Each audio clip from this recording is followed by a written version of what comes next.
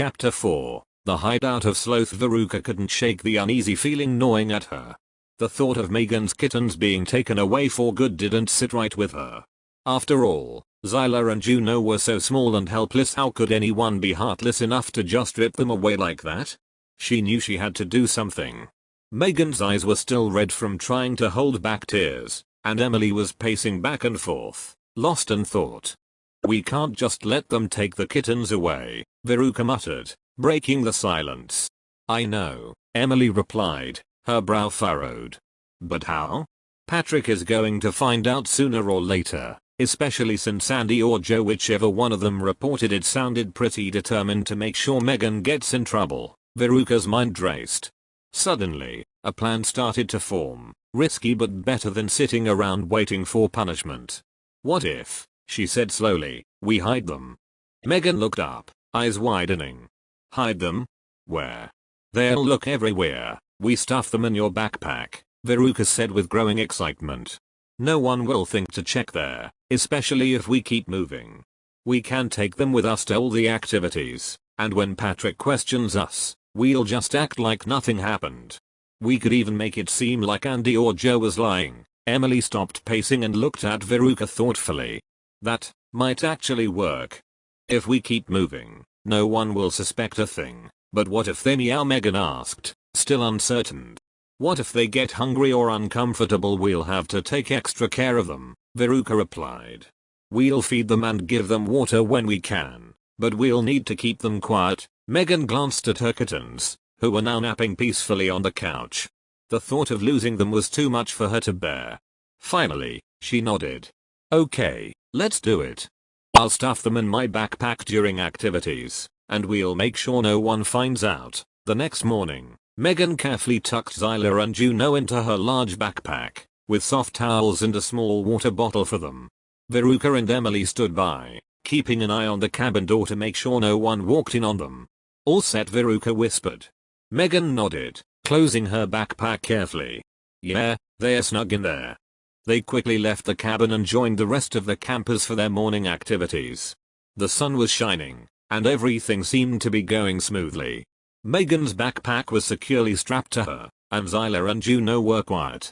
Veruca was starting to think the plan might actually work. They spent the morning hiking with the rest of their group, making sure to stay in the middle of the crowd so they wouldn't draw too much attention. Megan kept glancing over her shoulder, paranoid that someone might notice the slight shifting in her bag, but no one seemed to pay any mind. Veruca kept her ears open for any meows, but Zyler and Juno remained silent, possibly lulled to sleep by the gentle rocking of the backpack. By lunchtime, they were feeling confident. Maybe, just maybe, they'd make it through the day without anyone finding out. But then, as they sat down in the dining hall for lunch, Veruca heard it. A faint meow. At first, she thought she was imagining it, but then she heard it again. This time, it was louder and more urgent.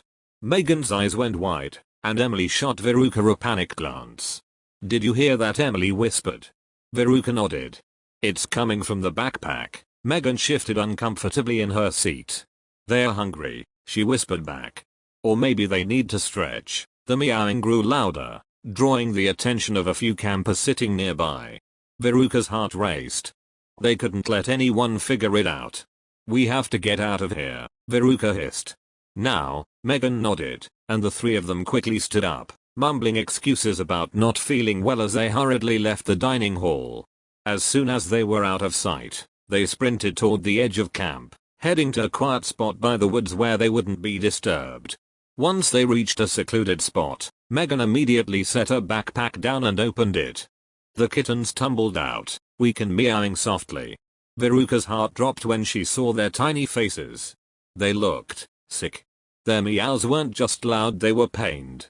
"Oh no," Megan gasped, her hands shaking as she reached for them. "What's wrong with them?" Veruca knelt beside her, her stomach turning with dread. Zyler and Juno were breathing shallowly, their little bodies limp. "They don't look good," Veruca whispered, her voice barely audible. Emily crouched down, her eyes wide with fear. "They're probably dehydrated or overheated," she said. "They've been stuck in that bag for hours." Megan's eyes filled with tears. I didn't know. I didn't think it would hurt them. Veruca felt a pang of guilt. This had been her idea. She hadn't considered the danger of keeping them cooped up in a bag for so long. We have to do something, she said urgently. We can't let them die. We need water, Emily said. Fast. Megan quickly pulled out the small water bottle she had packed, but Zyler and Juno barely had the strength to drink. Panic gripped the girls as they realized just how dire the situation was. Veruca's mind raced. They couldn't let the kittens die, but bringing them back to camp now would mean certain trouble. And what would Patrick do if he found out they had hidden the kittens all along? Megan, Veruca said, her voice trembling. We need to get help. Megan shook her head, her tears falling freely now. But if we tell anyone, I'll get in trouble. They'll take them away. Veruca looked at the tiny kittens, their lives hanging by a thread, and made a decision. It doesn't matter, she said firmly. We can't let them die. We have to go to Patrick.